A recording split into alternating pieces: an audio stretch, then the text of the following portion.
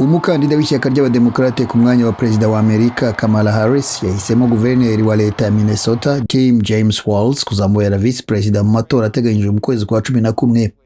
Ubutumwa bwemeza ku mugaragaro Tim Walz kuri uyu mwanya bwaje mbere y'uko iri shyaka rijya kwiyamamaza ku mugaragaro muri leta ya Philadelphia.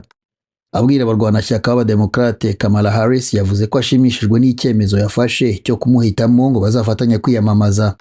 Yavuze ko ari umuyobozi urangwa n'ibikorwa, bityo ko amwizeyeho kuzabigaragaza mu gihe cyo kwiyamamaza no mu gihe azaba ari visi perezida. Uyu mugabo w'imyaka 60 higeze kuba mu gisirikare cya Amerika mu ngabo za leta ya Minnesota, akora n'akazi k'ubwarimu mbere y'uko aba umudepite mu nteko ishinga amategeko ya Amerika mu mwaka wa 2006.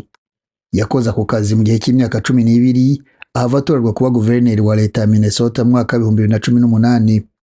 Ku buyobozi bwe muri iyi leta yaharaniye gushyiraho amafunguro y'ubuntu ku mashuri, ingamba zo guhangana n'imihindagurikire y'ibihe, kugabanya imisoro ku baturage bo mu byiciro biciriritse by'ubukungu no kongera igihe cya konji ku bakozi bo muri leta ayoboye.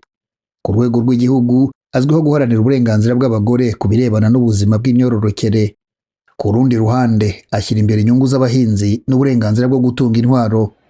Abakurikiranira hafi bya politiki ya Amerika bavuga ko uyu mugabo uzwi cyane muri za leta zo hagati no mu burengerazuba bwa Amerika azagira uruhare rukomeye mu kugerageza kwigarurira abatora muri leta ya Wisconsin na Michigan zishobora gutora uruhande urwo arirwo rwose hagati y'Abademokarate n'Abarepublikani. Tim Walz azwi nk'umuntu uvuga ari kumvikana mu bazungu biganjemo abatuye mu byaro, kandi abenshi muri bo ubushize batoye bashyigikira Donald Trump cyane. Abasesenguzi bakavuga ko Kamala Harris yaba yakoze umubare neza kuko yafunguye amarembo yo kubigarurira no kwiyegereza abandi kugeza ubu batari bahitamo niba bakwiriye kwemera Trump bwa kabiri muri presidency ya Amerika.